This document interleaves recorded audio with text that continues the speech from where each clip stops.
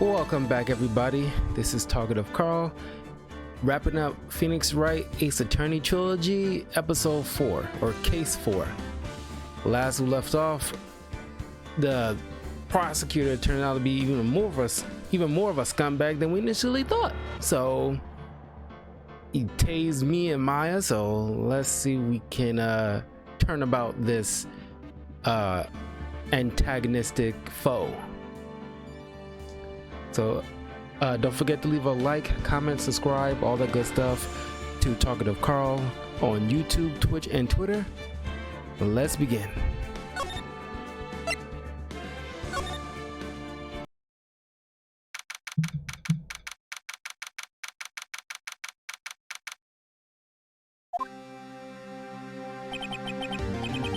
This is it, Judgment Day.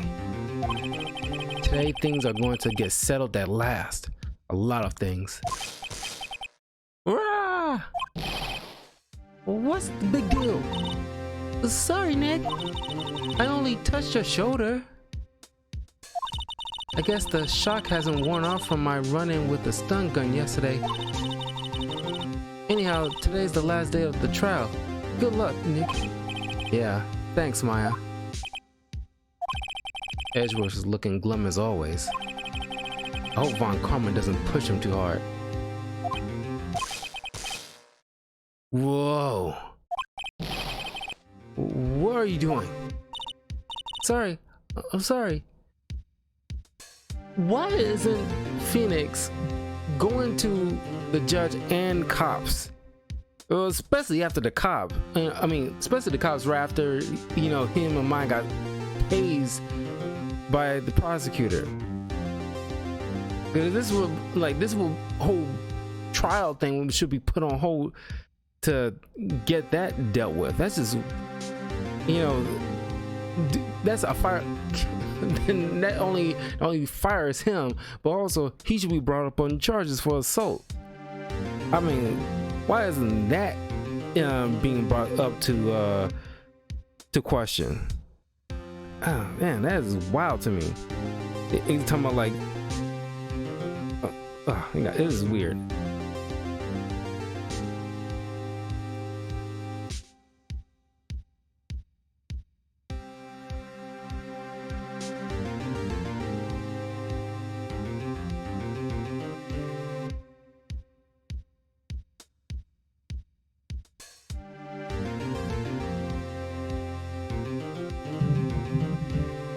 Okay.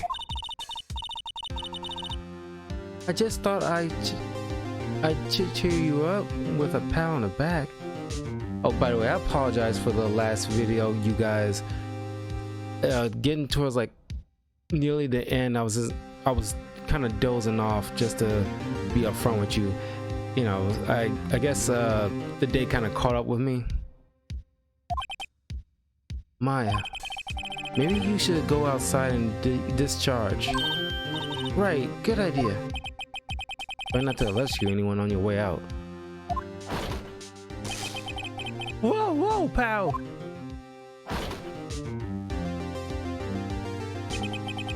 What's gotten into that girl? Detective Gumshoe. Morning, Mr. Edgeworth.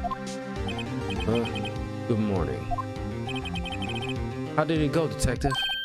Have no fear. As promised, I've captured our runaway caretaker. I just brought him in. Took all night, pal. Thanks, Detective Gumshoe. You must be tired. Actually, after that shock I got on the way in, I feel pretty good. Yogi says he's forgotten his own name. But that has to be a lie. How will he want revenge on Edgeworth if he couldn't remember his past? He does remember. I'm going to prove it. Still not gonna talk to the detective and let him know the prosecutor just shocked him?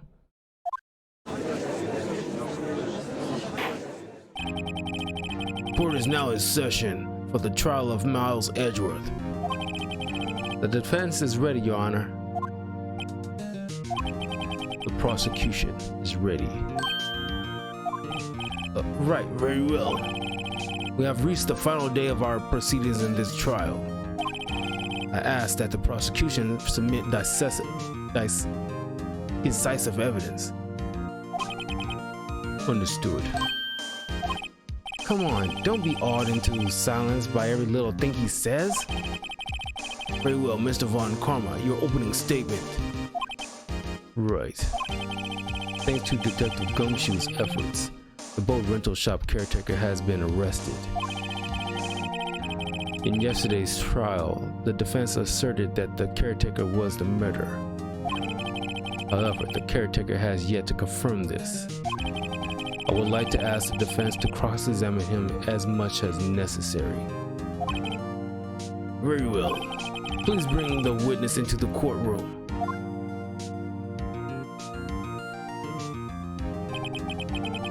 Ladies and gentlemen of the court, I believe you all remember our witness. You know, people who are going to court need to, dress accordingly, because, you can't just come in as you want. He lives in a boat rental shop on the lake from where he witnessed the incident. In addition, he has currently lost memory of his name and identity. Witness, why did you run away yesterday? The witness was not running away, as he will now testify. I see. Very well, please begin your testimony.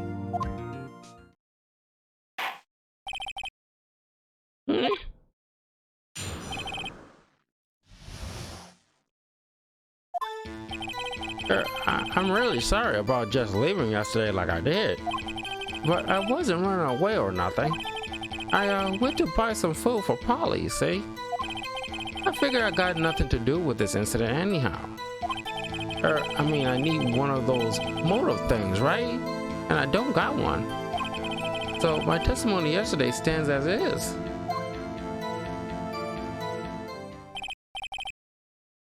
Very well. Let's begin the cross-examination, shall we? He has to know his name. Yanni Yogi. You're Yanni Yogi and I'm going to prove it.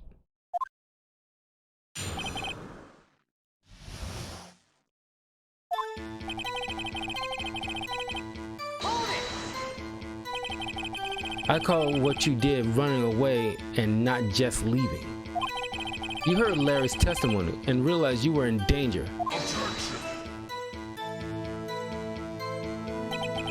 No, Mr. Wright, there's no need to rush to conclusions. As I said, the witness was not running away. Listen to the testimony. He sure seems relaxed. In fact, they both do. Von Karma and Yanni Yogi.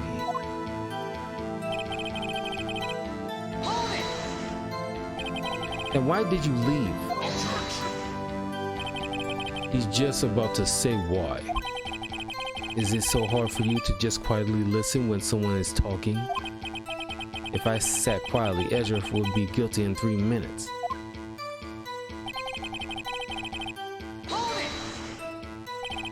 Food? Well, Polly is a bit of a gourmet, you see. She only eats these high-quality bird pellets from France. They only have them in the big pet shop downtown. But you weren't arrested until this morning. Why didn't you go back to the caretaker's shack? Well, I kind of got lost, you see. The witness has trouble remembering things sometimes. When the police apprehended him, he was on his way back to the shack. Yeah, right. Nice try, Von Karma. No one's going to believe that. If he was going to this shop for birdseed, as he claims, then the police, when they arrested him, should have found all that, items of receipt and everything like that on his person. Even the bag from the shop with the logo on it and what have you. I see. So he was lost. Please, Your Honor, come to your senses.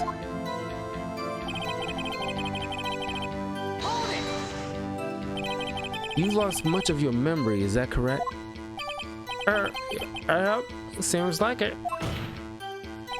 Then how could you know that you didn't have anything to do with this incident? Or maybe you're lying about not having your memory, You know exactly who you are. The witness has testified quite clearly that he has no memory of who he is. If you claim he's lying, then show the court proof. How am I supposed to prove what's going on in that old codger's head? That's impossible. I'm glad you come to your senses, Mr. Wright. Very well, witness. Please continue.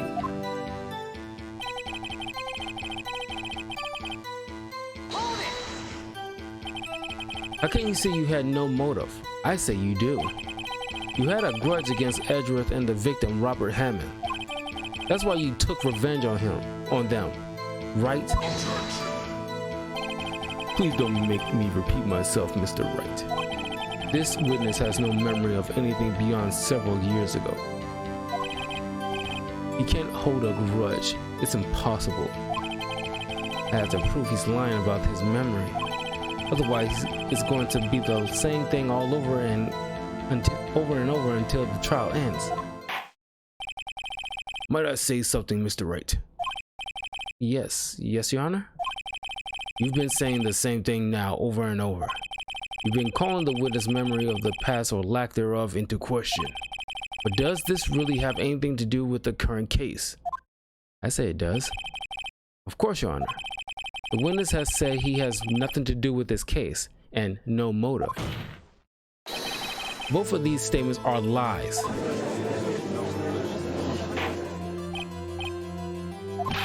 Mr. Wright, there is a serious problem with your claim. Or are you saying you know who this witness is? Of course, Your Honor.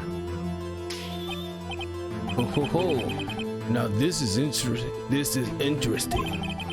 I would like to know myself. So who is he? Don't play dumb, Von Karma. Mr. Wright, please tell us this witness' name.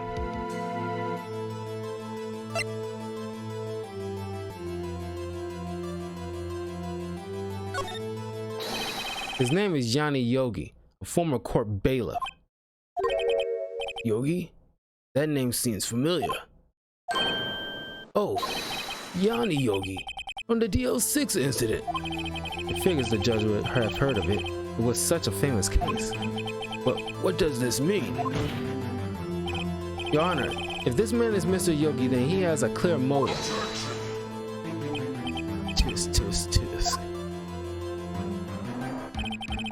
Jumping to conclusions again, Mr. Wright. This witness, is Yanni Yogi? Fascinating. However, how do you propose to prove this to the court? This is a court of law, as you may recall. You need proof.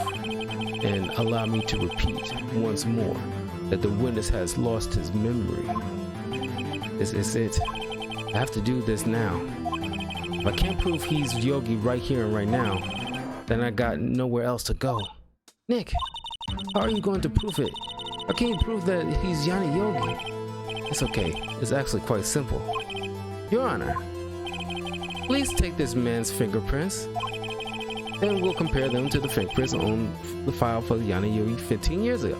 It should have probably... You can't do this in the middle of court. You'll have to do another date in order to take the time for police to actually, run the fingerprint analysis and what have you. It's a whole process. I know they kind of move things fast in this game, but I watch a lot of Law and Order. That stuff does, and Legal Eagle, that stuff does take freaking time. I see. That makes sense. Tisk. Huh? I'm so very, very sorry, Mr. Wright. Why? The witness has no fingerprints. Hair follicles, blood samples, spit, eyebrow hair, nails. You literally can pull DNA from anything on a person's body. Skin cells, flakes.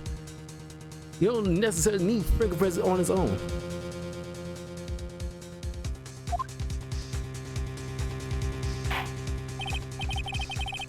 You see, before I worked as a caretaker, I worked at a chemical plant. I burned my fingers working with the stuff. What? Yogi, you sneak. You burned your fingerprints off to hide your past. Well, if the witness has no fingerprints, then I guess we will not be able to prove his identity. Yes, you can. Well, what would you do, Mr. Wright? It seems the case has been decided, no? No. I know what happened. I know everything. I just can't prove it. But no, I can't let it end like this. I can't lose. There has to be another way. There's no one who can testify as to who this witness is. No one. Nick, what are you going to do? I didn't even consider that he might have erased his fingerprints. What do I do? Tisk. Well, Mr. Wright, perhaps you'd like to cross-examine his parrot for a little comic relief, Yeah, very funny. You're a sore winner, Von Karma. Wait a second. Cross-examine his parrot. What is it, Nick? No, you're not going to. Your Honor? The defense would like to take Mr. Von Karma up on his proposal. Take Mr. Von Karma up? On my proposal? Exactly, Your Honor. I would like to cross-examine the witness's pet parrot.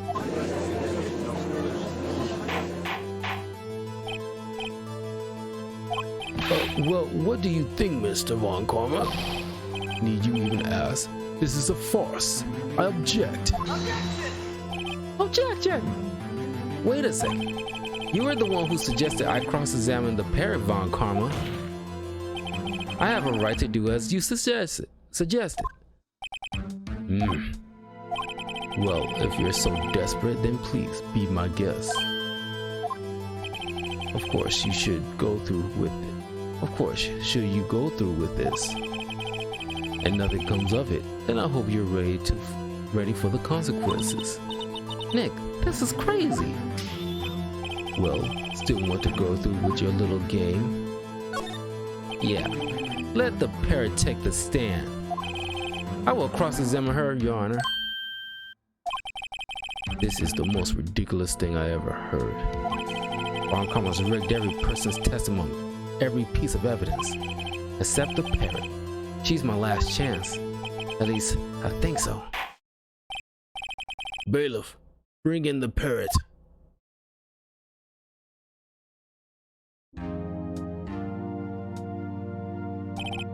That's quite a bird. Please tell us your name. Name! The witness is ignoring me. It must hurt. It must hurt to be ignored by a bird. Very well. Witness, who is your owner? Please testify for us.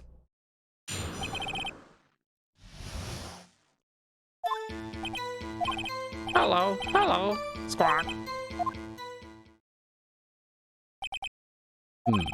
Certainly the most concise testimony we've had so far. Very well. Begin your cross-examination. I'm curious, technically,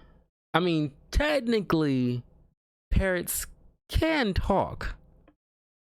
It's just, it's usually, from my recollection, it's repeating somebody, saying something else. It doesn't like exactly communicate back and forth.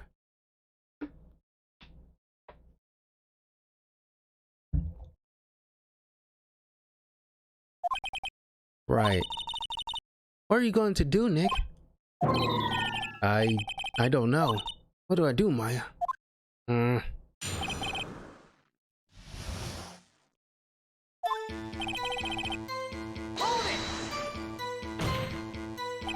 Witness, you can't just say hello and expect us to get anywhere.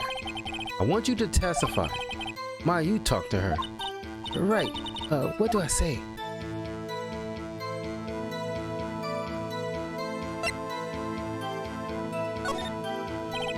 Maybe I should get her to say her name. Polly, Polly, what is your name? Polly, Spock. Mr. Wright, I think we've established that this parrot is named Polly. Does this have anything to do with her owner's identity?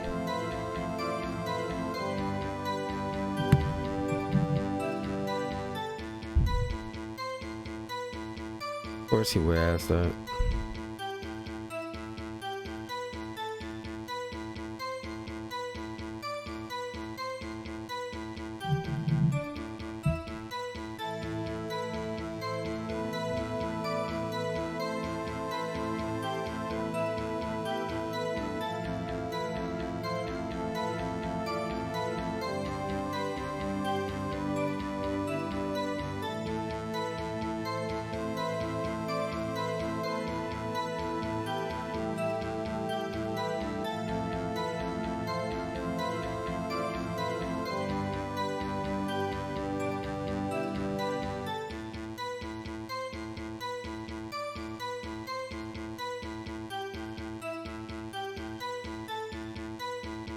One second.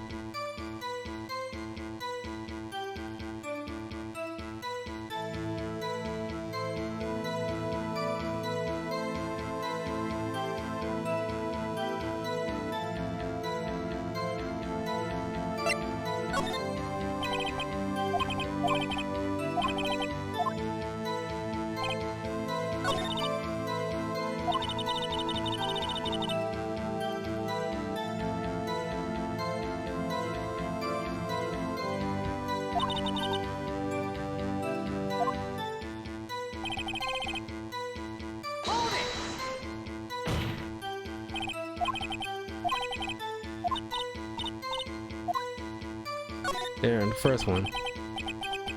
As I recall, 2 days ago,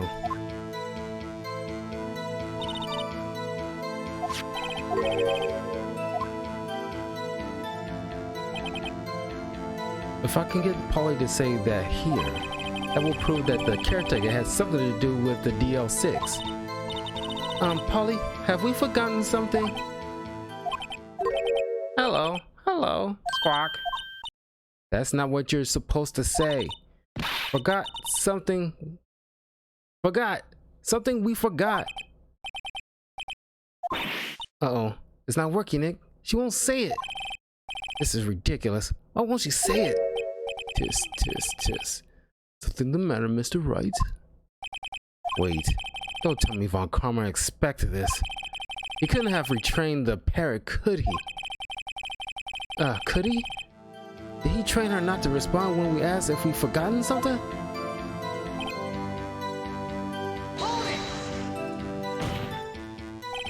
Witness, you're here to speak. You must speak to me.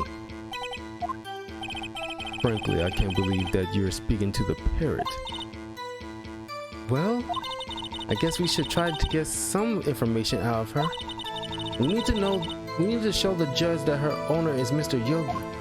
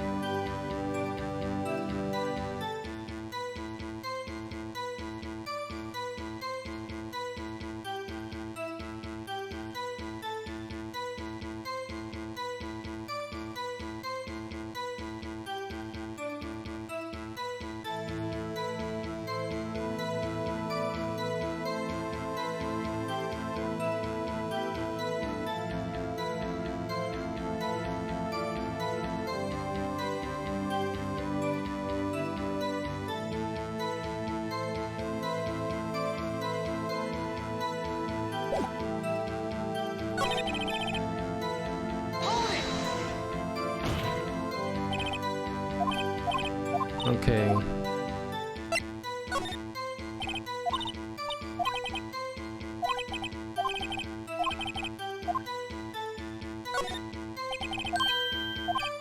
Ah, fascinating.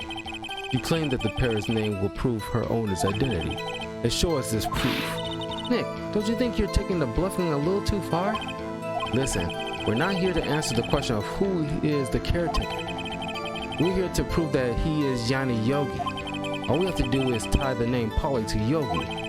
Your Honor, the proof that the parrot's real name reveals the caretaker's identity is...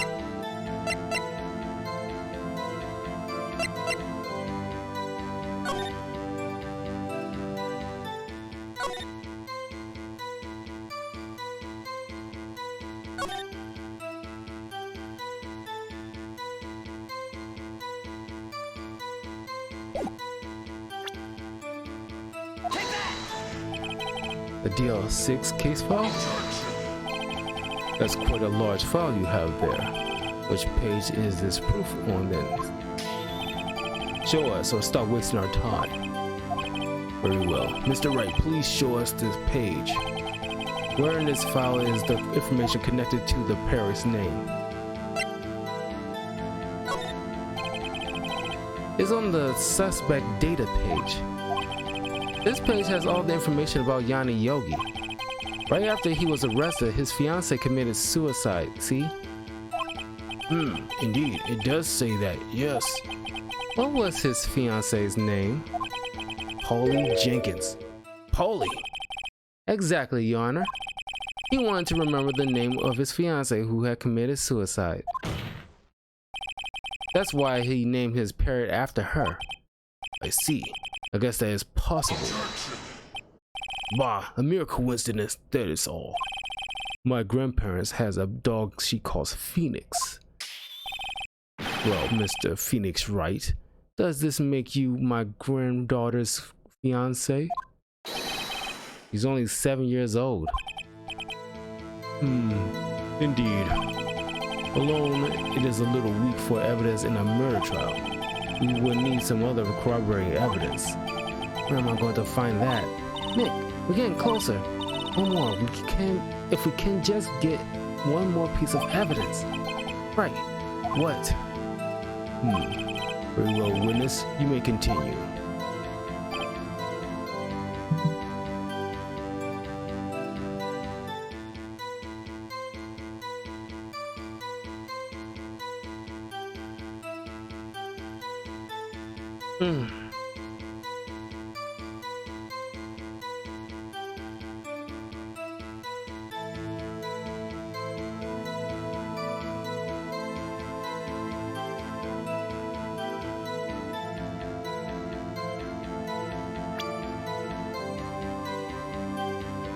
I really like the way the PS5 controller feels in my hand. I gotta admit.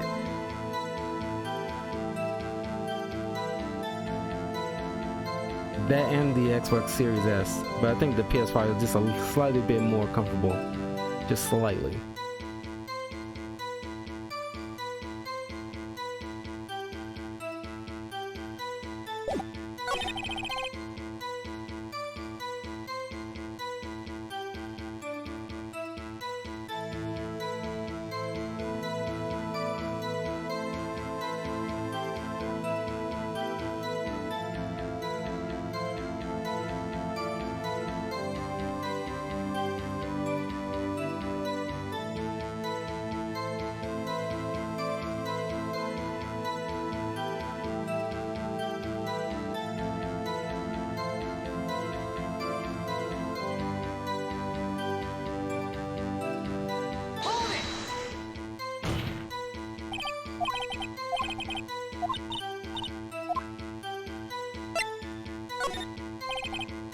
Maybe I'll get her to say the number of that safe. Huh? The safe? Why? Let's just try to get her to say anything, okay? Polly, what is the number to the safe in the shack? 1228. 1228. My, what a reckless parrot. Well, Mr. Wright, you aren't claiming that this number has something to do with the caretaker. It does. Actually, it does. That's why I had her say it. Ha! Ridiculous. How can the number to a safe tell us who the caretaker is? Show us your proof. What could possibly link this number to the caretaker's true identity? The DL6 case file. What is this obsession you have with that case? Mr. Wright, where in this file is something related to the safe number?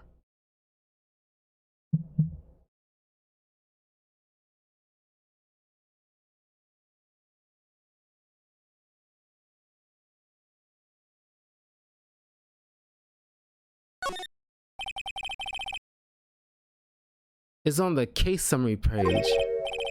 The case summary? Specifically, the day on which the DL6 incident occurred. The day of the incident, December 28th. What? That's today's date. 15 years ago. And the number on that safe is 1228. Ah. He used the day of the DL6 incident on the number for his safe, Your Honor. That's how important that date was to him. I see. It certainly is an interesting coincidence. People often do set their secret numbers to dates. Ah, this is not tangible proof. I set my ATM card's number to 0001 because I'm number 1. And now everybody knows your little number, dumbass. This has nothing to do with a date. Nothing. That's enough. I think we've reached a conclusion here. This is a mere coincidence, that's all. True. That is a possibility. However, two coincidences at the same time seems more like a pattern to me. What are you saying? Some of the caretaker of the boat shop. Immediately. Witness. Tell us your name. Wait. This witness, he doesn't remember. No, that's okay. I've accomplished what I wanted to do. I'm done. Nick, he looks totally different. This is the real Yogi, I think. Finally. He's been acting feeble to hide his true identity. Acting for 15 years. Well, let me ask you again. Please state your name for the court. My name is Yanni Yogi. 15 years ago, I served as a bailiff in this very court.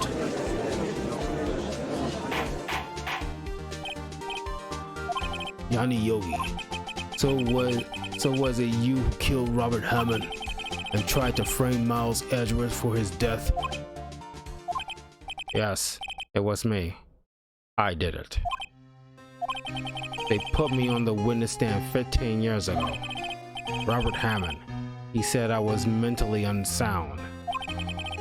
He told me it would make me innocent, get me off the hook. So I pretended to have brain damage.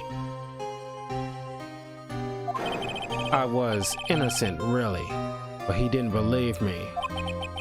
We won the trial, but I lost everything. I lost my job, my fiance, my social standing. Then this year, 15 years later, a package arrived. It was a letter and a pistol. The plan was written out in careful detail. It was a plan for me to take my revenge on the people who ruined my life. I didn't care who had sent it. I thought this was my chance. After 15 years, this was it. Finally, a chance to have my revenge on Robert Hammond and Miles Edgeworth. I have no regrets. Wait a moment. Revenge against Miles Edgeworth? What do you mean?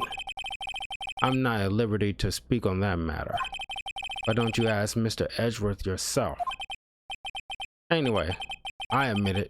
I was the one who killed Robert Hammond. Bon, come on. Where is Mr. Yogi? Under arrest, Your Honor. I saw no room for error in his confession. Then the defendant Miles Edgeworth is innocent, in this case at least. Very well. Will the defendant please take the stand?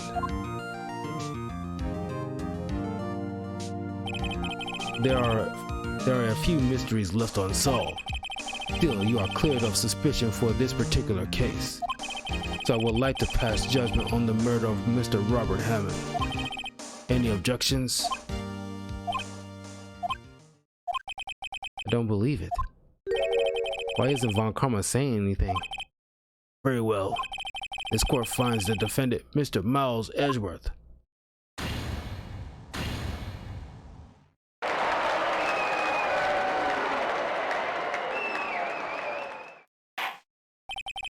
That is all.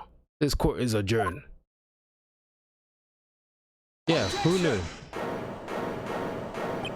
Objection! Did someone just say objection? It wasn't Von Karma. Wait, but that means no. Edgeworth? Your Honor, I object to your judgment. What do you mean? I'm not innocent at all. As we have heard, Yanni Yogi killed Robert Hammond in revenge. But revenge for what? Nick, Edgeworth is trying to confess. He's going to say he's guilty. He's going to tell them he was the murderer in the DL6 incident. He's going to tell them he killed his own dad. Uh-oh, what do I do? The judgment has already been passed. I object to Edgeworth's outburst. Didn't something like this happen yesterday too? I believe a certain witness raised an objection after a guilty verdict was passed. That will be Larry. We must hear this new statement. We must hear Miles Edgeworth. He's right. We have a duty to hear Mr. Edgeworth out.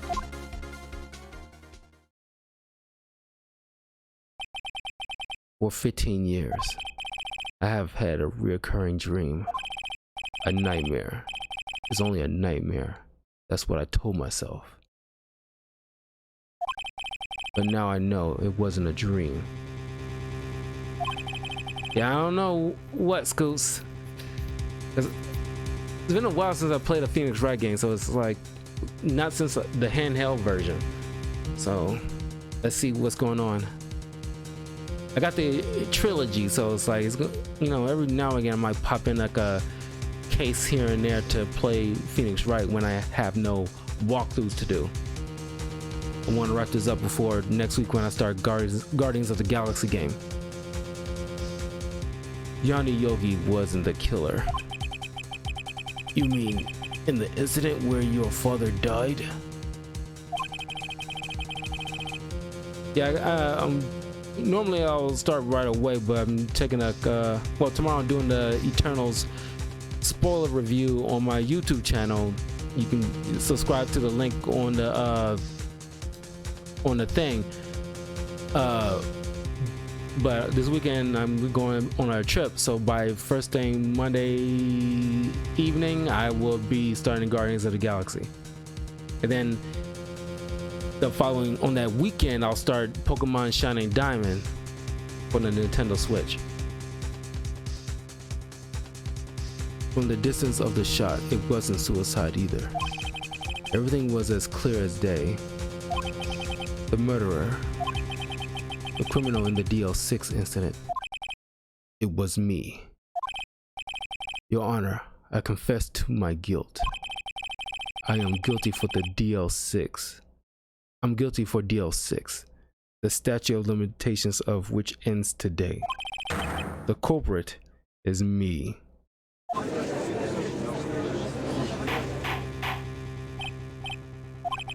This is certainly unexpected. The defendant declared innocent is confessing to a different crime. A crime for which the statute of limitations runs out today. I'm not really sure how I should deal with this. You're a judge, you should know how to deal with this. Or at least take a 5-minute recess to look it up. Bah, it's obvious. we hold a trial right here, right now. But you need a new jury now. We tried this man for his crime of 15 years ago. I think I would like to take a 5-minute recess. Thank you. During this time, I will consider the appropriate course of action to take.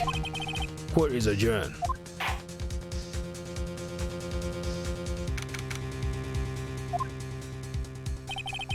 I'm sorry, Wright.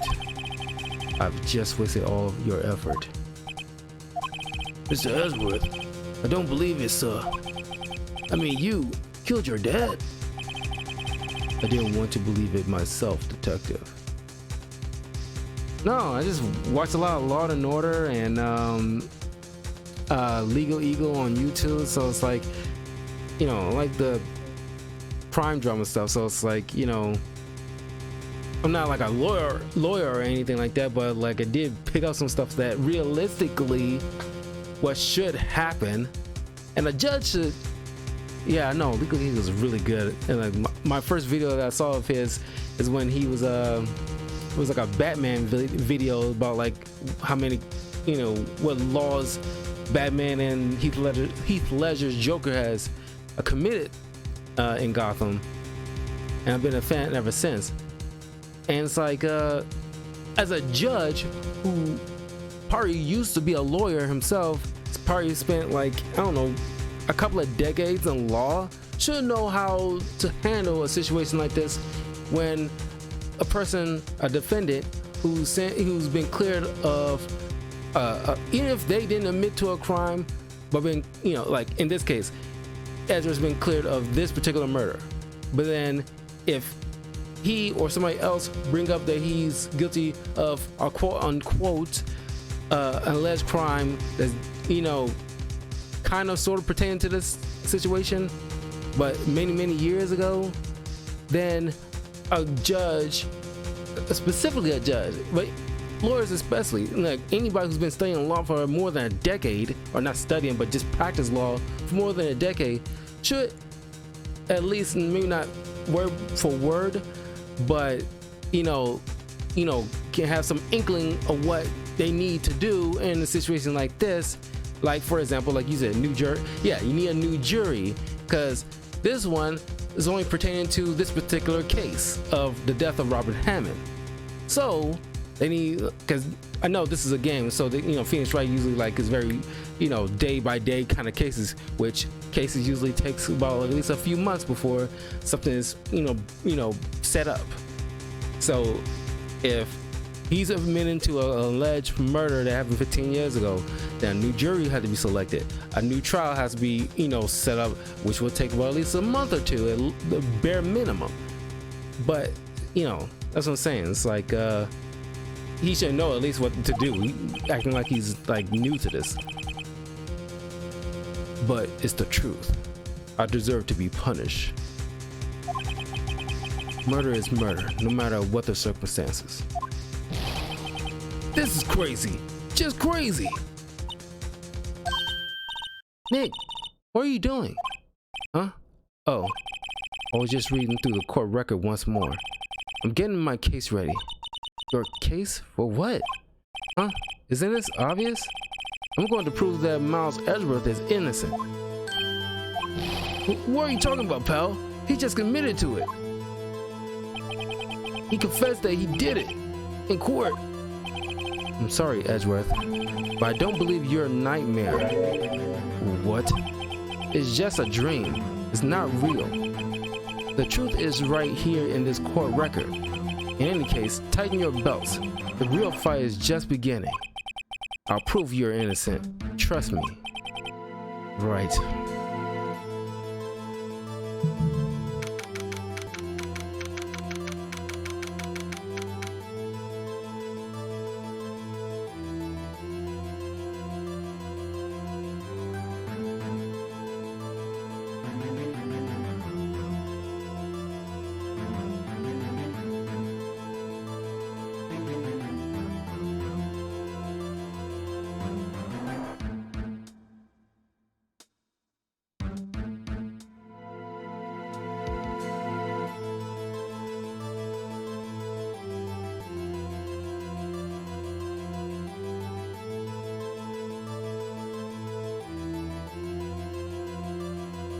One second.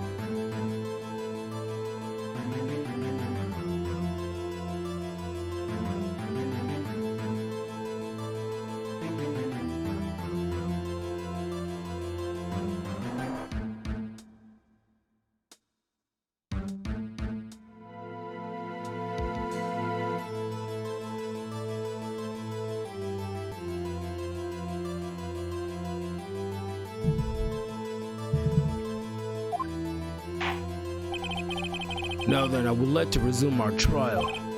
Judge, Miles Edgeworth has admitted his own guilt. He has confessed his crime. One second, I need to get some water.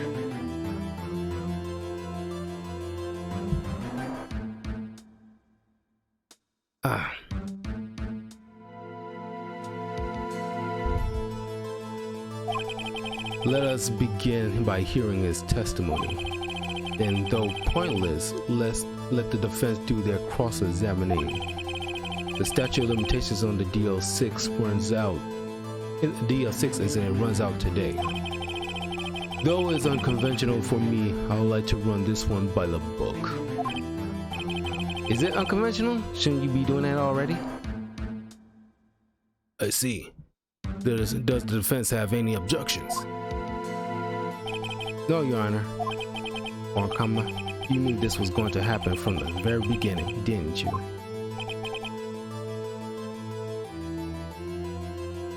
Very well.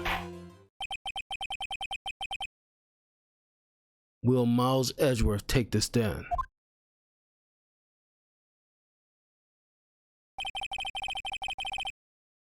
Will the witness state his name and profession? Miles Edgeworth, I am a prosecuting attorney. Mr. Edgeworth, 15 years ago, you mistakenly killed your father, Gregory Edgeworth. Is this correct? It is correct. Then testify about this matter to the court. When Edgeworth was telling me about his dream yesterday, I noticed something. One detail didn't quite fit. That will be the key, but only if I can get it to work. Please, please.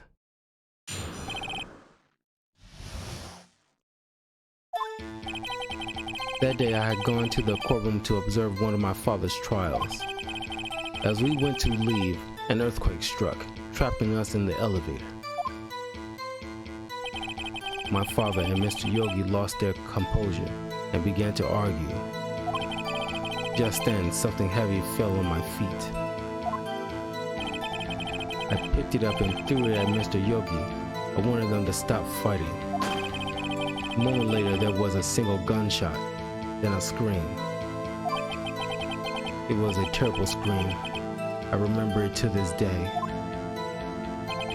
That's all. And until now, you thought this memory was a dream. We were stuck in that elevator for 5 hours. The oxygen in the elevator ran out, and I lost my memory of the events. Bah, the same claim Mr. Yogi has made. Very well. Mr. Wright, your cross-examination, please. Yes, Your Honor.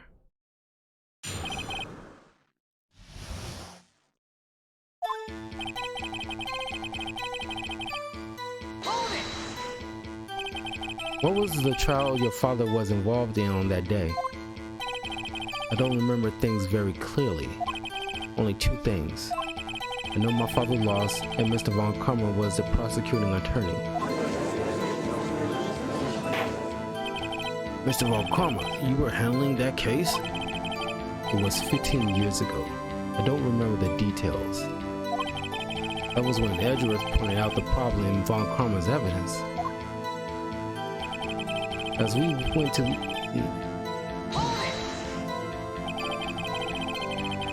So there were 3 people, including yourself, trapped in that elevator. Yes, myself, my father, and Yanni Yogi. We were fine at first, but then as time passed, and no one came to help.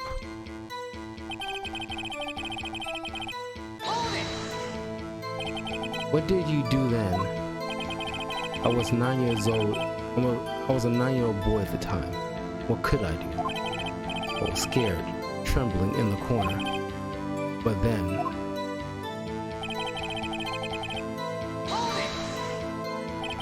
what was it? A pistol. I assumed it was the bailiff Yanni Yogi's. The safety must have come off when it fell from his holster. Hey, you picked it up. What happened next?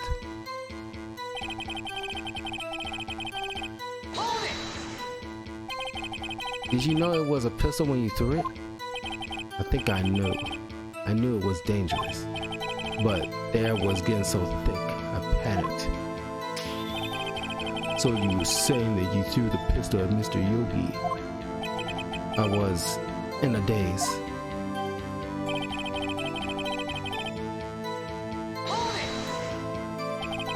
The gun fired once? Yes. I think after I threw it, I lost consciousness. Since then, they've echoed in my head every day.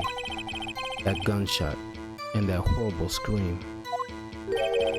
A scream. It was a terrible scream. To this day, yes, I can practically hear it now. I doubt I will ever forget that scream as long as I live. There it is.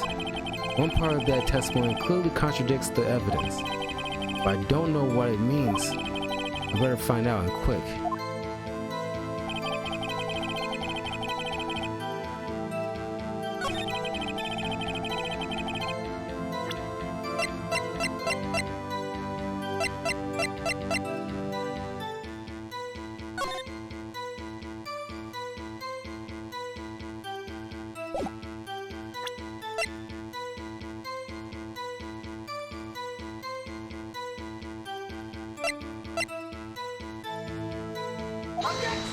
Oh, I didn't mean to do that.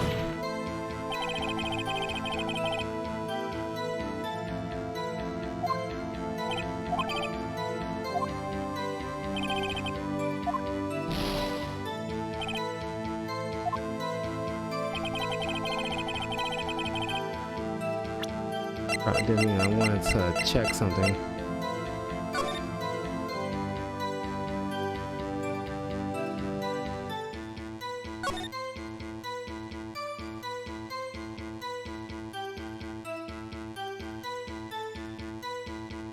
Yeah, it was fired twice.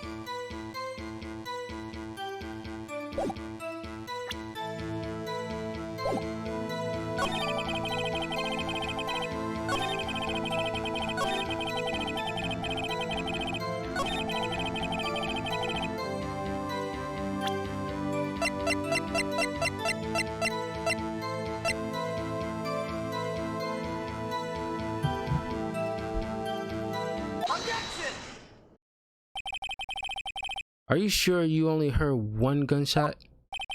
Yes, I'm sure of that. I heard the shot and the scream. Then everything faded. I was unconscious until the rescuers came.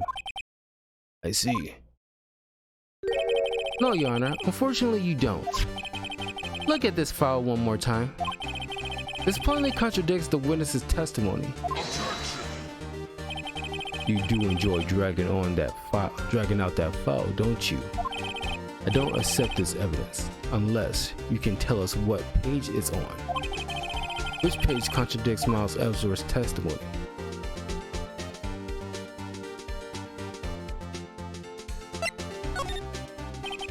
Look at the victim data in this file. It says it quite plainly the murder weapon was fired twice. Miles Edgeworth only heard one gunshot, yet the murder weapon was fired twice. The first shot was the accidental firing when the pistol was thrown. So, who fired the remaining shot?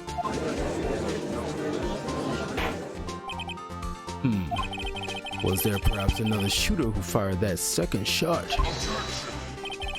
Your Honor, as I'm sure you're aware, this incident occurred 15 years ago. The evidence is dated. The pistol did fire twice. However, we do not know when that second shot was fired. It might have been fired the day before the incident.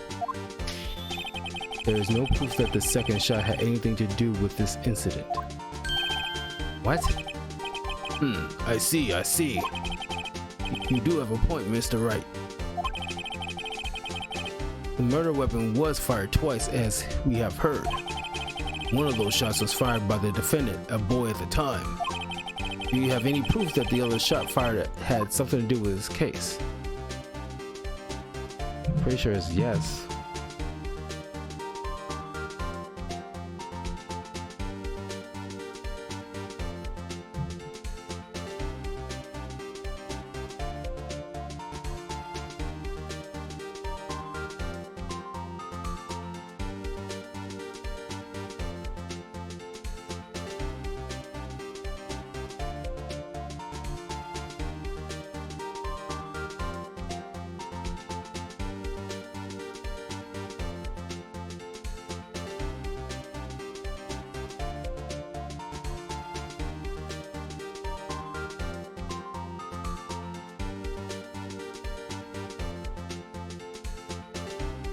One second.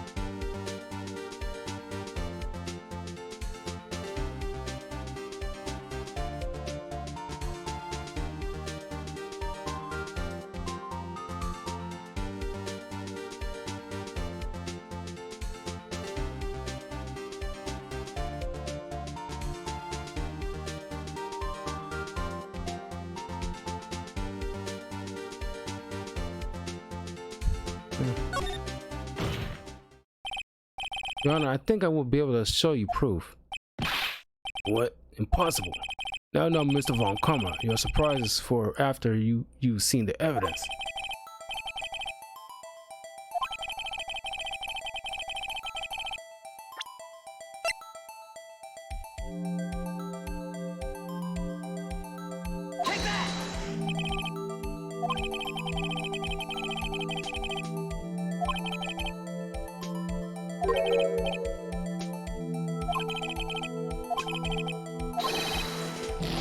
Ah.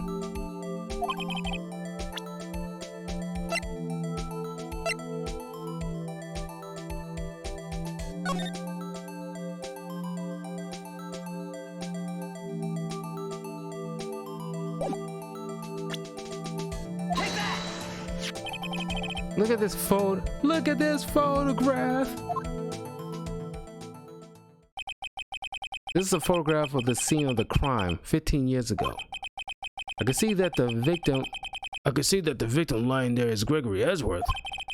This proves the murder weapon was fired twice at the time of the incident. This photo proves it. So let me get this straight. This photo proves 2 shots were fired. Where? Your Honor, please get a clue.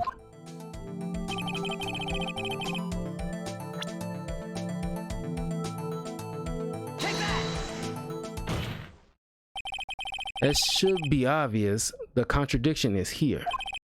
I see a bullet hole in the door. Your Honor, Gregory Edgeworth was killed by a shot from the pistol. Yet there is also a bullet hole in the elevator door. We also know that the murder weapon was fired twice. Thus, someone other than Edgeworth fired that second shot.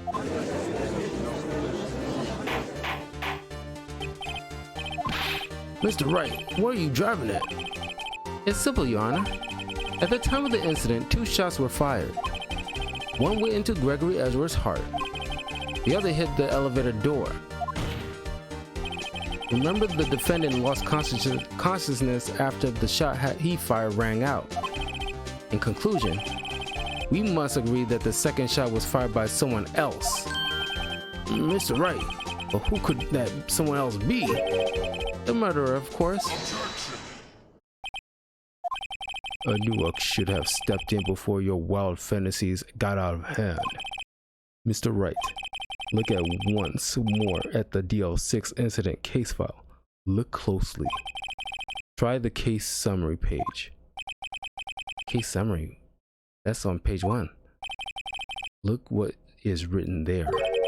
Not a single clue was found on the scene. If the pistol had indeed been fired 2 times, then the other bullet would have been discovered on the scene. He does have a point. That second bullet has never been found. Why? Because the second bullet does not exist. The bullet that claimed Gregory Eldredge's life was the one fired by his own son. That is the truth of this matter, the whole truth. It was undoubtedly something else that made that bullet hole in the door. That's speculation, at least. Mr. Wright has proven one thing to us quite clearly, that the murder weapon was fired twice at the time of the incident. However, as Mr. Von Karma says, the second bullet fire was not found. It is highly unlikely that the police merely overlooked this second bullet. So all we have is a single bullet fired. I'm afraid I have to discount the defense's claim. Tis, tis, tis. I praise the judge for his wisdom in this matter. How did this happen? I don't believe that the second bullet doesn't exist. Was I wrong? Have I been wrong about this whole incident? What are you doing, Nick? Why aren't you raising an objection? I'm sorry, Maya. What? It looks like I was wrong. Nick, if the second bullet wasn't there, then all my conjectures are for nothing. No. But you said you'd do it, Nick. You said you'd get Edgeworth declared innocent. I'm sorry. It's just, when I saw the photograph, I thought that 2 shots had been fired. I was so certain of it. I thought I won. I thought there was another person, someone else who fired the killing shot. But now, I was wrong to think it could be that simple. This case has stood unsolved for 15 years. Nick. Well, it seems that we have finally cleared up this incident. Only 1 bullet was found at the scene of the crime. That shot was fired by Miles Edgeworth. Precisely. I would like to ask one thing of Miles Edgeworth before passing my verdict. Have you been paying attention to this trial so far? Yes, Your Honor. Do you have any objections?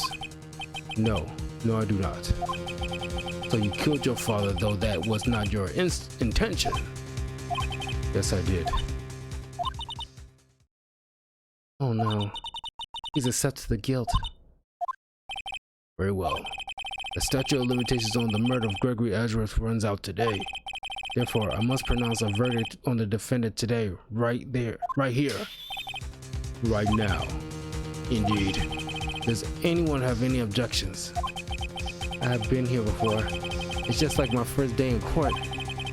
There's so many things I know I should be saying, but my mind's gone blank. Can't find the words. Mr. Wright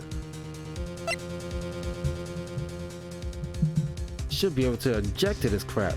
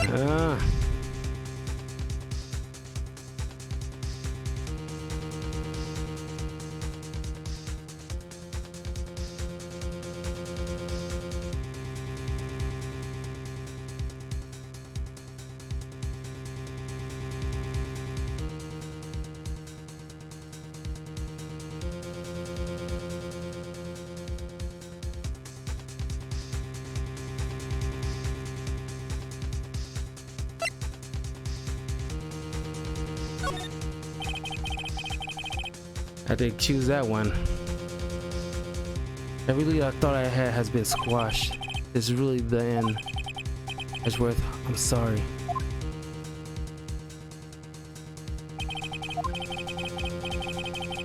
What was it that I had been doing all this time? What's my whole life leading up to today? But now that I'm here, I know I failed. Mia, I'm sorry. No, not yet. Huh? Maya? What? Object. Your only weapon. Are you okay, Nick? What's happening to me? I have to think. Wait, don't think. Act. Objection! Your Honor, I object. Tisk. Mr. Wright, on what grounds do you object? Oof. Nick, I don't know. This case is perfect. Oh no. Grr. It must exist. Second bullet. What? What did you say? Nothing. Second bullet must exist? But where? Someone took it. It seems waiting is not going to produce us any answers, Mr. Wright. Wait, Your Honor. The second bullet. It existed. What? We've just heard proof that it did not exist. I realize that, Your Honor. I'm really grasping here. It's just someone took it from the scene of the crime. That's what happened. But who? The murderer. The murderer? Then tell us, just who is this murderer? I'm still thinking about that one. The criminal took the second bullet, but why? Huh? First of all, how would they have found it? It's not easy to find a stray bullet, Mr. Wright. Was there some pressing need for the murderer to search for that bullet?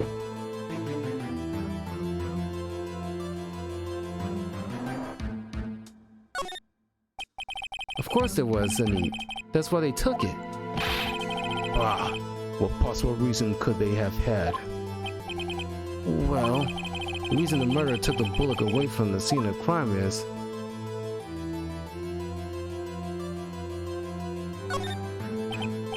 maybe they thought that the bullet would be used as proof. Proof? It was a special bullet, so they took it with them. If that was the case, then they should have taken the bullet from inside Gregory as well. Ugh. Why would they only take one of the two shots fired? Alright. I'm losing points here.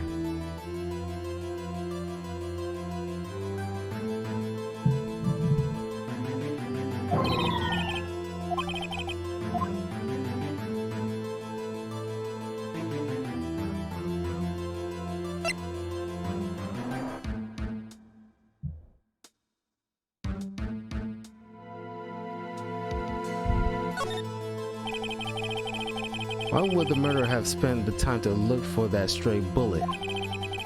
I haven't got a clue. What's wrong, Mr. Wright? Well, the murderer had no reason to take that bullet. You don't want to admit it, but it's true. I had to take it. I had to take it. The murderer? What does that mean? You're thinking too normal. Think crazy. Don't think why the bullet was taken.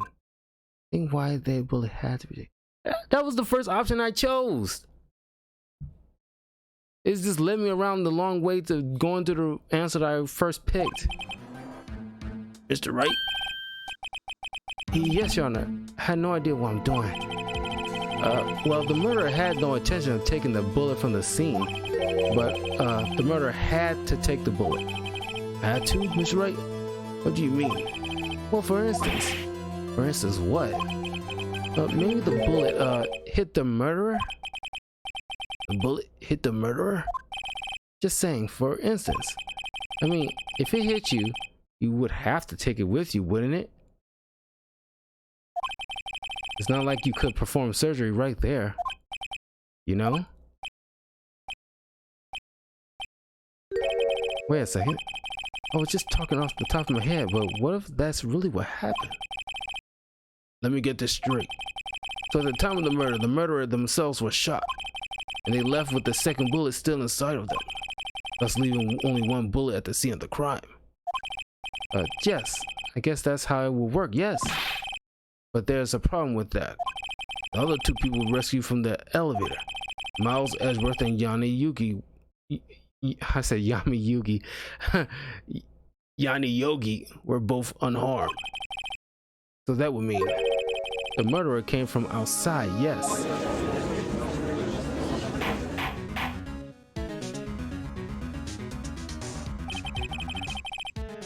The two men fight inside the elevator. Trying to stop them, the boy picks up the pistol at his feet and throws it. The pistol discharges, and the bullet goes through the elevator door and hits the murderer outside. The boy loses consciousness. Then the murderer opens the elevator door and sees the men inside.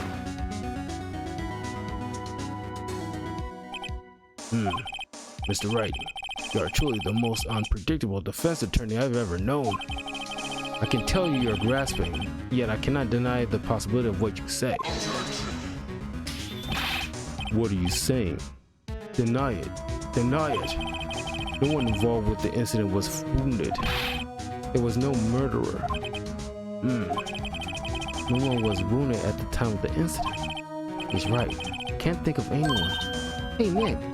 Huh? I just thought of something really crazy. Remember what Mr. Goldsberg said yesterday? Gregory Ezra dealt a blow to his perfect trial record.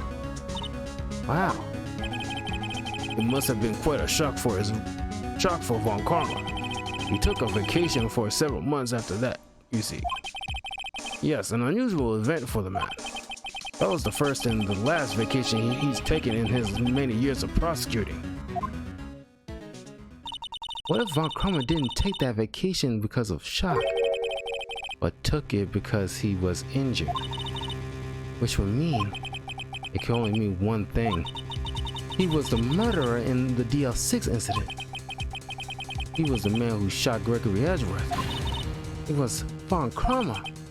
Oh man, something wrong, Mr. Wright? You seem dazed. No, Your Honor. Well, you have indicated the possibility that the murderer came from outside. Can you give us the name of your suspect? Uh-oh. Should I come out and say it now? I have a feeling I should save it, but I don't know. Let me check and see.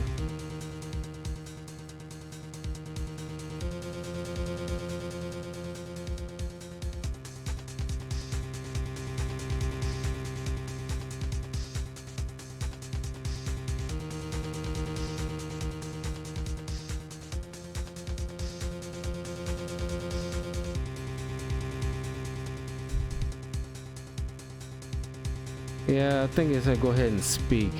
It seems like it's going that way anyway. Your Honor, there is a suspect. One lone suspect.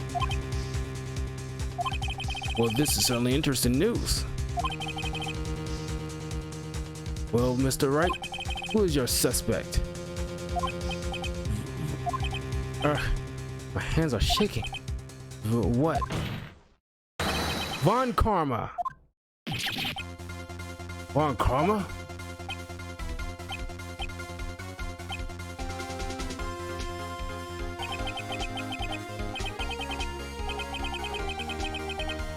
You mean the Von Karma? The prosecutor? The one standing right over there? You don't object?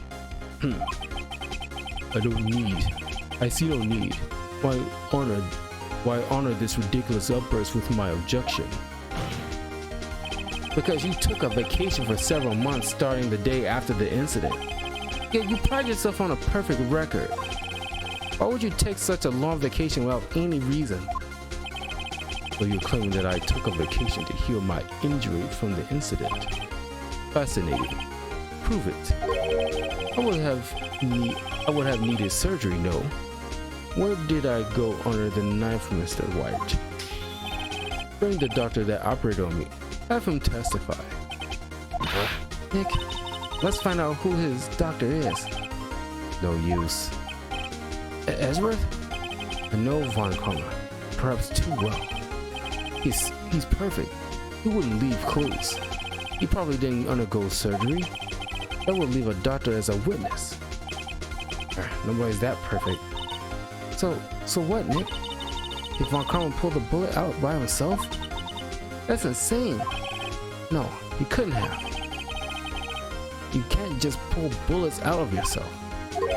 Wait, what does that mean? That bullet has to be somewhere. But where? Tisk, Mr. Wright.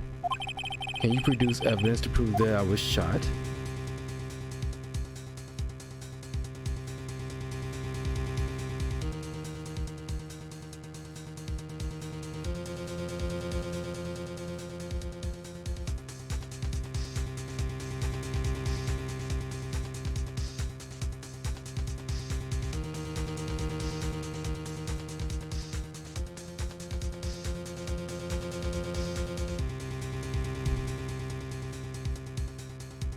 One second. I just want to make sure I pick the right one. I can't lose any more points as it is.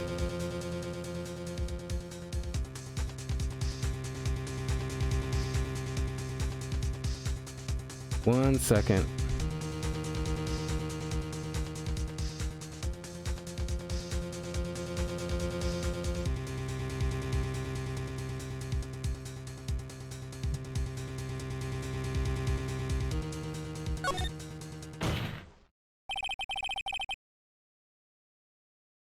Alright, Von Karma. I'll prove it.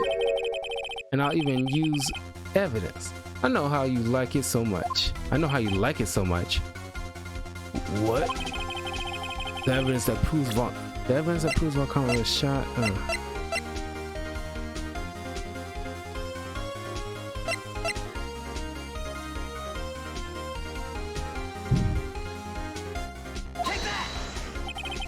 Von Karma is perfect.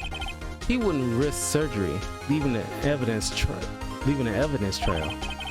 So then I asked, where is the bullet now? I think it unlikely that Von Karma performed surgery on himself. You don't mean? I do. There is the possibility that the bullet is still inside Von Karma.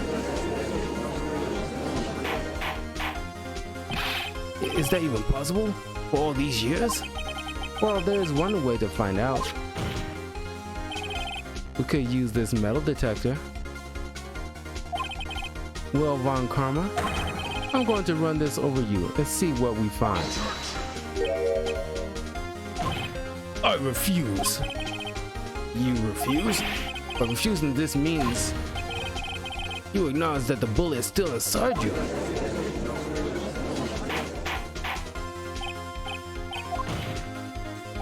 Your Honor, the defense requests that we be allowed to use the metal detector. George, I call for a suspension of this trial. This is an invasion of privacy. The statute of limitations runs out on this case today. It was you who said we had to end it right here, right now. Enough. I permit the use of the metal detector. Mr. Von Karma, you will submit yourself to testing. Nick, what does this mean? I don't know, but we have to give it a shot.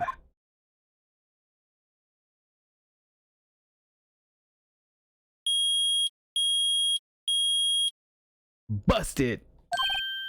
It reacted. Something inside his right shoulder. The bullet. Mr. Von Karma? You. It was you. I was afraid this would happen, and so I remained silent. Indeed, there is a bullet in my shoulder. However, it has nothing to do with this incident. What? I was shot in the shoulder long before the DL6 incident. I claim that the bullet in my shoulder has no relation to the DL6. But, Mr. Von Karma, can you prove that? Prove? I have no obligation to prove anything. It is Mr. Wright who must prove something here. Sneaky bastard, I know, this is a piece of shit. No, it's like, well, he has, realistically, in order to make sure, well, it's been years, I don't know, sure, doing an invasive surgery like that will probably do more harm than good, but they have to figure out if that bullet is connected, so they probably have to suspend trial in order to, like, I don't know if they can even force surgery on somebody, but they have to figure out if that bullet is connected to said, of course he can easily fight that, because that is, you can't force surgery on somebody, so like I can see legally him fighting that, so there's no way for us, I mean, there's a way to prove that bullet's connected, but that will, since it's still in his body, you can't, I mean, you should, but you can't. Mr. Wright, well, can you prove it? Can you prove that the bullet in Von Karma's shoulder was from the DL6? Well, because we got like scientists who can easily prove it, but they gotta run analysis, and you need the bullet out of his body in order to do what they need to do. And I can see him fighting that, or at least the judge can issue a subpoena or a court order, but he can fight it, and it's like, yeah, not in this courtroom, not right now, because plus it's got like, the statute of limitations that's running out at the end of the day, so there's no way they can do all that in a single day before time runs out. Of course he can't. You don't have any of the DL6 evidence. That's because you took it out of the records room yesterday. Why you should have gone to the cops in the first place and brought them up to the judge in the first place.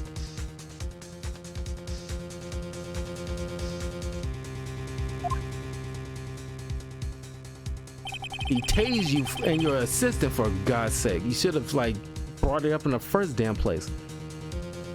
With no proof, you cannot convict me of any crime. So sorry, Mr. Wright.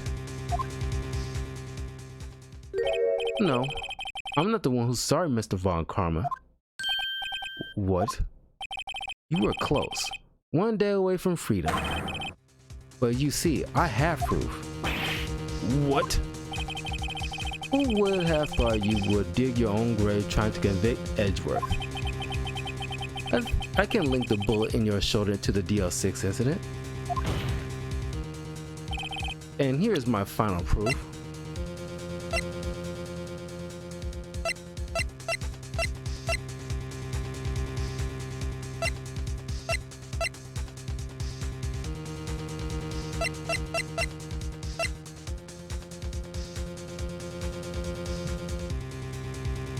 Well, you can use this.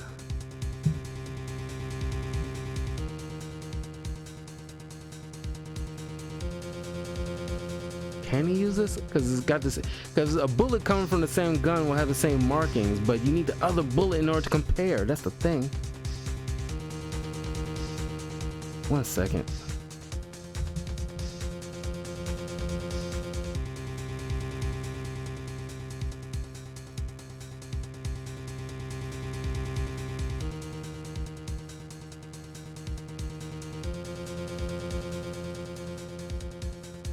Yeah, it is this. So that's bullet. Where'd you get that? This is the bullet used in the DL6 incident. This was taken from the heart of the victim, Mr. Gregory Edgeworth. The bullet is preserved quite nicely with all the ballistic markings intact. Ballistic markings? You may recall the term. It came up in the first trial 2 days ago. Ballistic markings are the fingerprints of a weapon. All bullets fired from a gun are marked with that weapon's unique pattern. By examining the markings, you can tell which weapon fired the bullet. It is quite accurate. We have 2 bullets in our possession. One, the bullet removed from Gregory Edgeworth's heart. The other, Mr. Von Karma, is the bullet buried in your shoulder. We could analyze both bullets. Then, if the markings match, we would know that both bullets have been fired from the same gun. The very same pistol. In other words, the murder weapon that killed Gregory Edgeworth. Mr. Von Karma, you will let us remove the bullet from your shoulder. Then we'll compare the ballistic markings to those on this bullet and solve this case once and for all. Well, Mr. Von Karma.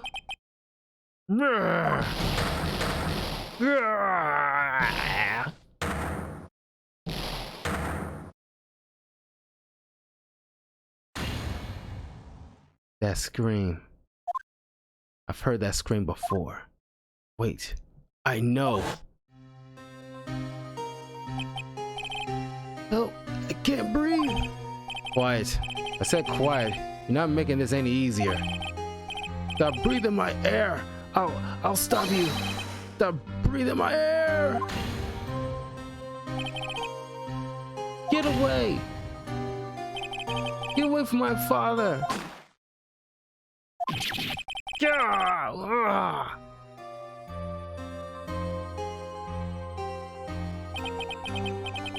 It's that scream I heard in the elevator 15 years ago. Von Karma, it was you who screamed. Mr. Von Karma? Edgeworth! Only you. So it was you. You and your father are my curse. Your father shamed me with a penalty on my record. And you left a scar on my shoulder that would never fade. I'll bury you. I'll bury you with my bare hands. Death! Death! 15 years earlier. Chief Prosecutor, I am sorry. Von Karma, it's not like you to make this kind of error. I never would have thought that Edgeworth would be the one to catch you. I was careless. I'm sorry, but you will have to be penalized. I've covered for you in the past, but not this time. Edgeworth. It was a shock like none I've ever known. Me, penalized. It took hours for me to regain my composure. Suddenly, I found myself in the darkness. I was in the court records room. I must have wandered in there without thinking where I was going. The room was pitch black. The lights must have gone out. I went out into the hall and felt my way to the elevator. I pressed the button, but nothing happened. Then, there was a noise. I was in pain, a horrible burning pain in my shoulder. Just then, the lights came back on. The elevator door opened before my eyes.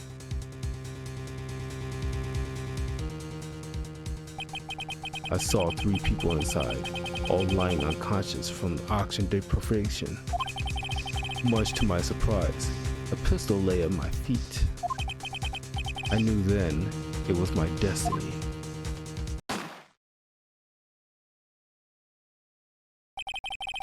In his last moments, Gregory Edgeworth was still unconscious. He died, never knowing who had shot him. Later, he spoke through a medium, blaming Mr. Yogi. He was fooled. It was the perfect crime. Tisk, tisk, tisk. Who would have thought another man would have come to open that elevator door?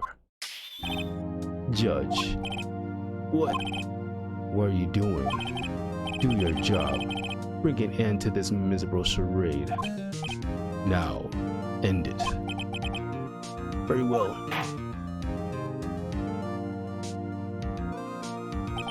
It appears that we have come a very long way to the end of this maze. 15 years later, Mr. Miles Edgeworth? Yes, Your Honor. You are innocent. You are innocent. As you said, it was all a nightmare. Yes, Your Honor. This court finds the defendant, Mr. Miles Edgeworth. Again.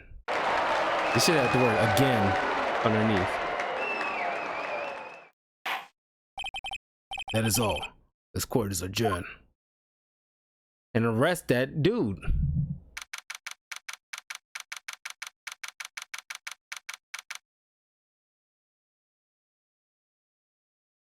Okay.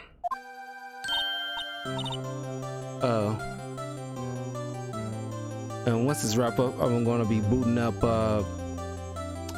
Miles Morales and wrapping that game up.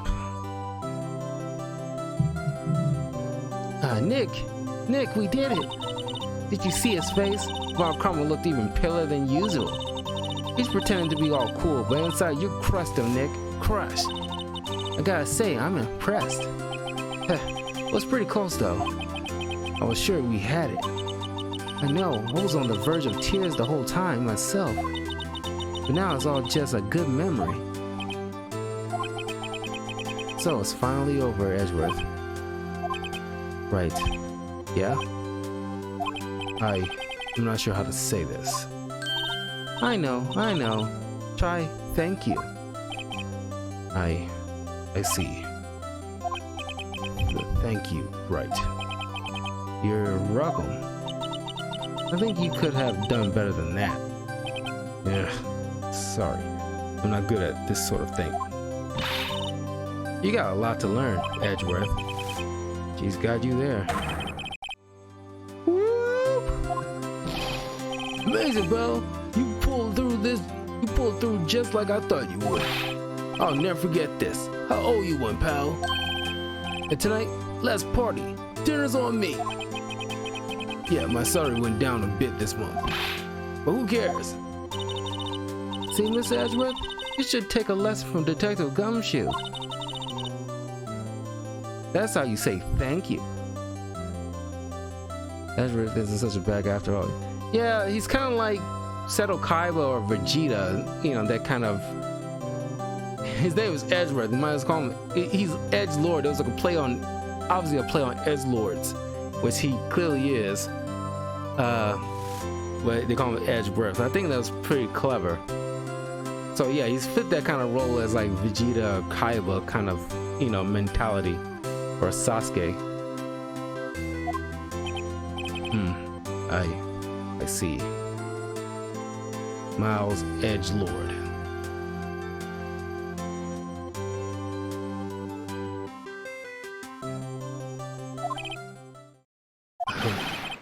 Whoop! Wow. I feel foolish.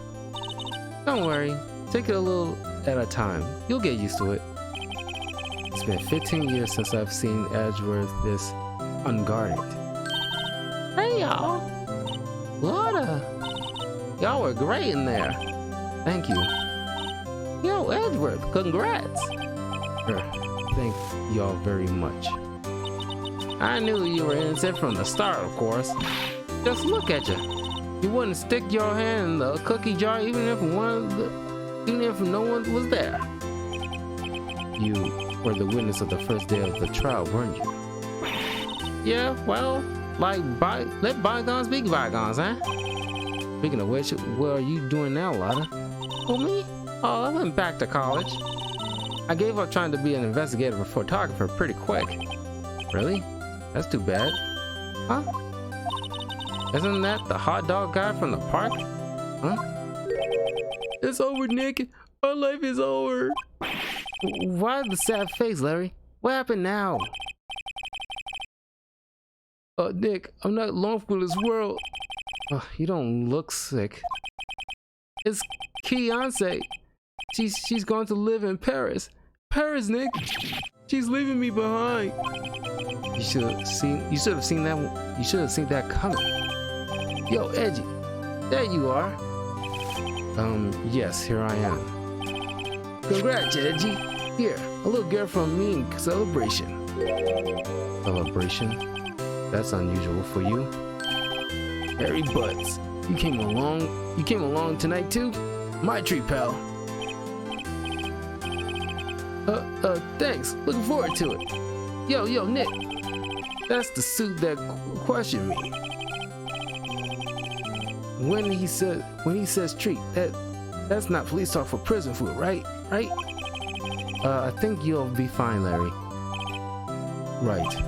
Yeah? What's up? That envelope that Larry gave me got money in it. Well, yeah, that's not that strange. People give money away to celebrate sometimes. It's $38. It's $38, right? Huh? What a weird amount. I mean, it's not little, but it's not a lot either. $38 exactly? Nick? Wasn't that exactly the amount of lunch money that was stolen from Mr. Edgeworth in school? $38? No. No! Larry, it was you! What are you surprised about, Wright? Huh? Larry was absent that day from school, right? But that doesn't automatically rule him out as a suspect. What? Think back to that day 15 years ago. Larry took the day off, but he was bored. So he came into school anyway. Then he saw the money lying there, and the rest is history. I never was good at history. Heh. He put Phoenix right through all that BS in school and had all those kids picking on him and stuff relentlessly. You know, he stood up for him, knowing full well that it was him the whole time, but didn't bother to speak up about it. Edgeworth, you didn't know, did you?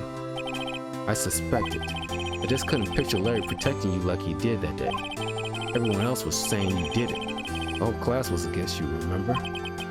Yeah, too well.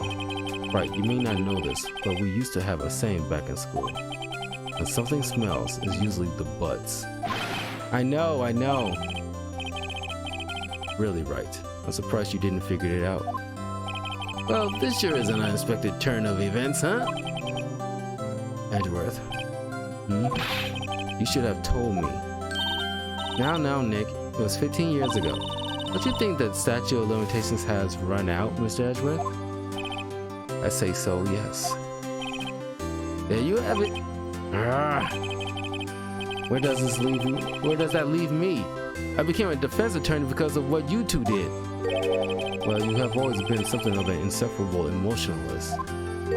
Yeah, you get worked up too easily too. Death! The death sentence for both of you. Man, if only I had known, I have become a prosecutor. The same goes for me, only the other way around. For the longest time, I thought that I might have killed my own father. I thought I might be a criminal. I became a prosecutor in part to punish myself. If I had known the truth, I might have become a defense attorney after all. Edgeworth, want to switch right? You want to switch right? Hey, y'all, line up. I'll take a photo. Hey, photo time. Let's go. And after that, dinner's on me. Detective Gumshoe took us out on the town that night. We celebrated Edgeworth's newfound freedom, even though Edgeworth himself was still in detention.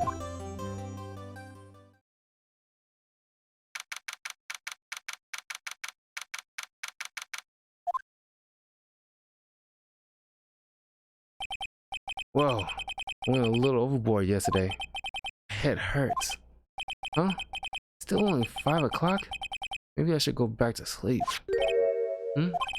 What's this? A letter? Good morning, Nick. You were really impressive yesterday.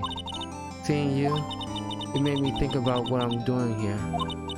I'm a spirit medium, in training of course. I wanted to help Mr. Edgeworth too. I wanted to help you, but I couldn't. I was useless. So I've decided to go back to my training. I'll become a full-fledged spirit medium for starters. I couldn't say it to your face, so I left this letter. Goodbye, Nick. Goodbye? What time is it? Ugh! The first train for the mountains has already left. To the station.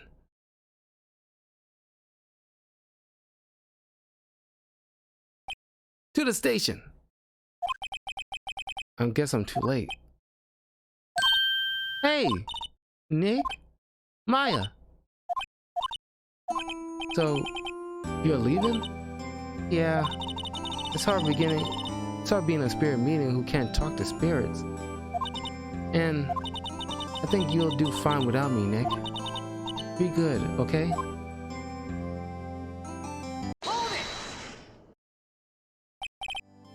Wait. What? I never could have saved Edgeworth without your help. Huh? On the last day of the trial, I heard her. I heard Mia's voice. You heard my sister? Yes, only her voice, but still. It was at the very end when I thought we'd lost everything. Well, that's my sister for you. Detective Gumshoe helped, and Mr. Grossberg, and even Larry. I'm the only one who couldn't help. I was useless, Nick. But you were the one who stopped Von Karma, Maya. Huh? I didn't do anything. All I did was wander around in a daze. Sorry, but I have evidence that you helped. Evidence? Oh, Maya, some evidence. Cheer up. Take that! A bullet? Von Karma was convinced he had taken all the evidence pertaining to DL6. But you were the one who rescued this last piece of evidence we needed. This was the bullet that put an end to Von Karma. And you were the one who gave it to me. Nick. Thanks, Maya. I couldn't have done it without you. I really want to go to Japan one day. Maybe not next year, but maybe the year after.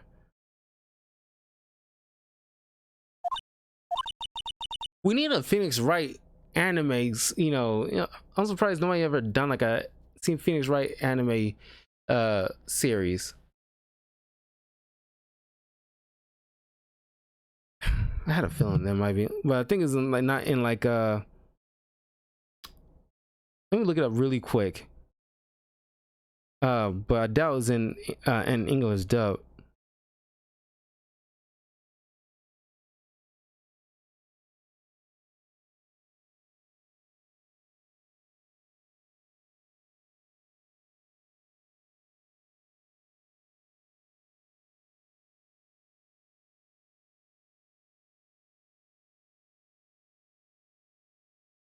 You're right, but I think it's only in the Japanese sub.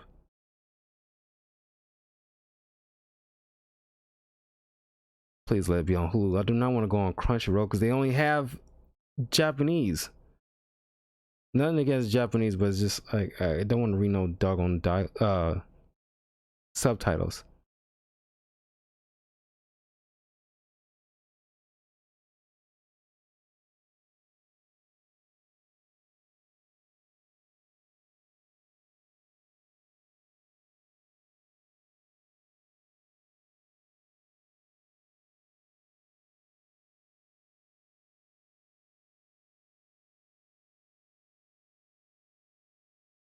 No gun. Yeah, let me check some.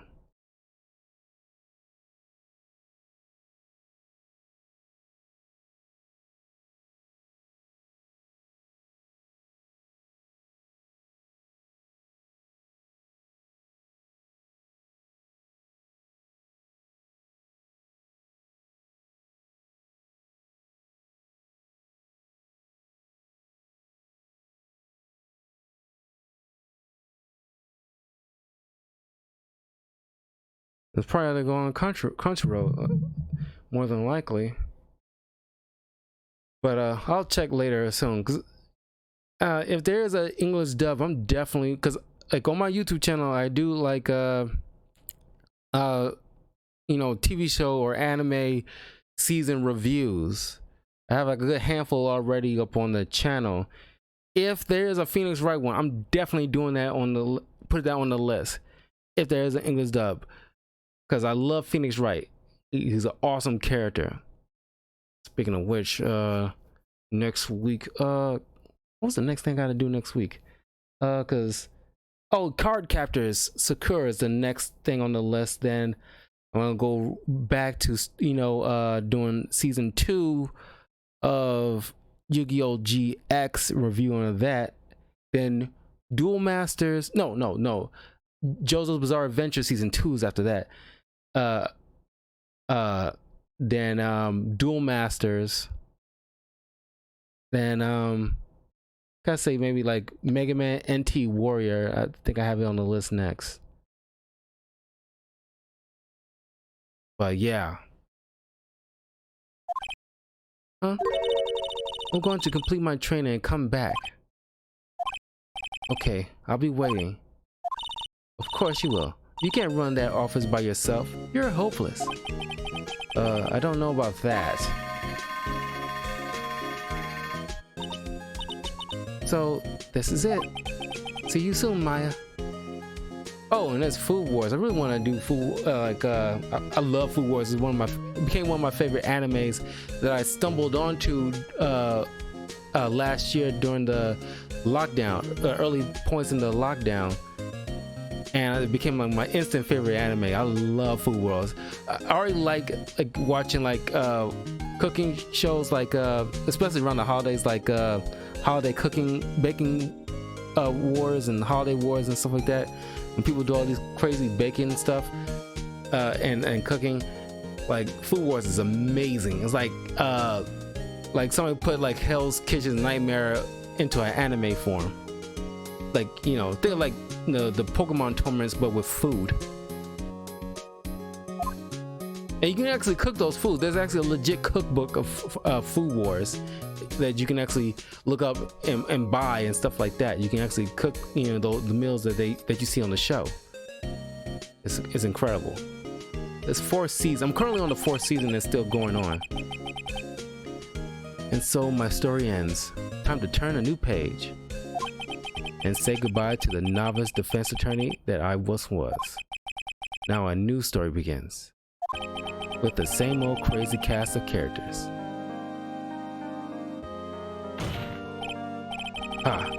Don't think you've graduated yet, amateur. Mr. Wright, perhaps you'd like to rethink that claim? Yes, Your Honor. I got a bad feeling about this.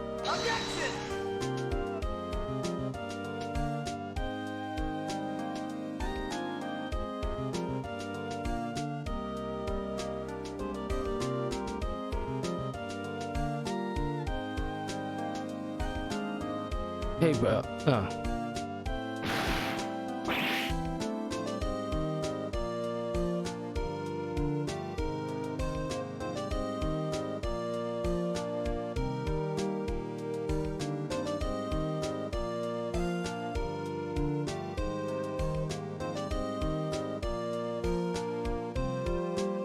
Well, let me skip over everything, so I gotta let the credits roll.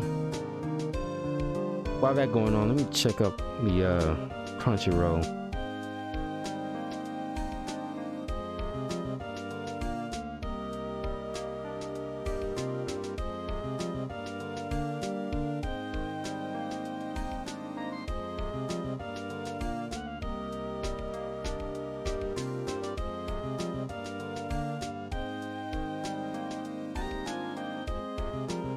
I think there's supposed to be like 3 different games and there's one, because it says Phoenix Wright Trilogy. So like I think we finished with like the first game itself. That's why the credits are rolling. Hold on a second.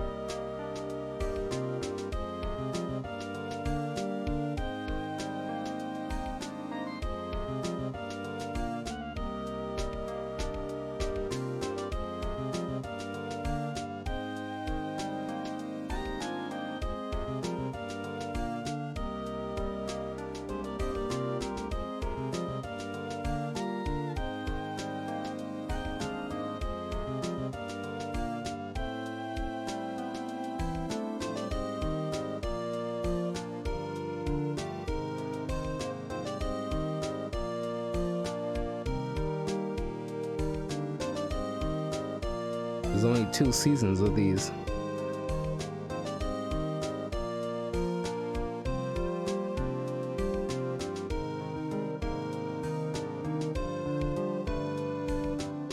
Oh, there is an English dub.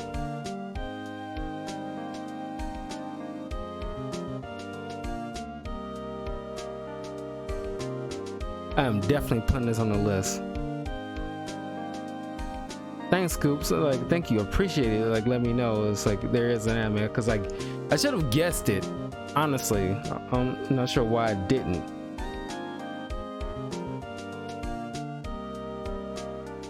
Basically, just from the game itself, mostly. But there's only 2 seasons, which is fine. Gotta probably put this on the next round of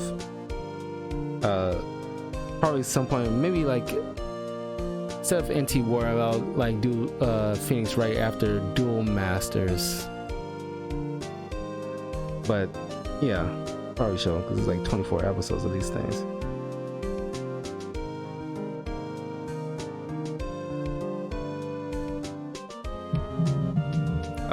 I don't want to like try to subscribe for Crunchyroll because most of the animes that I like watching anyway, most I can either get it from Netflix or Hulu. So I didn't think it's not necessary to have like Crunchyroll as a source for like to get like certain animes.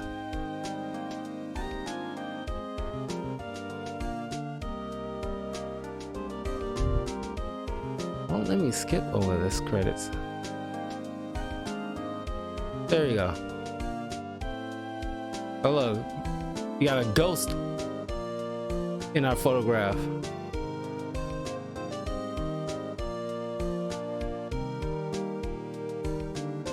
Capcom presents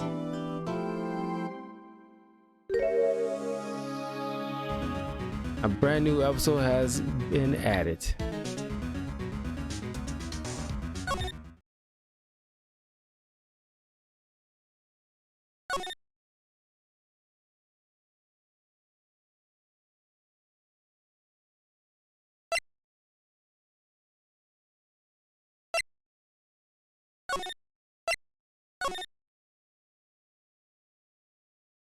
I knew that was gonna happen.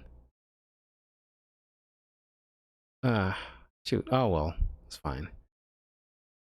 Not like I was gonna return to it anyway. But anyway, yeah. I'm gonna like just end the stream, but I'll be back in like at least 5 minutes so I can wrap up Spider-Man Miles Morales. But at some point I will come back because like obviously I'm not gonna be done with Phoenix Wright. I just usually pop in to Phoenix Wright when there's no other walkthroughs that I'm busy with, because this does take a lot of focus. So I'll see you in like a few minutes. Hopefully you'll be back. And yeah, that was fun. And once again, thank you for letting me know about the Phoenix Wright anime. I definitely want to put on a list of reviews that I want to do, as the list of TV shows I want to review and movies, because I already got a list and I need to like add that to it. So hopefully people will enjoy it, because there's a lot of Phoenix Wright fans out there. As much as I'm a fan, there's a hell of a lot of fans out there. So yeah, I'll see you in a little bit.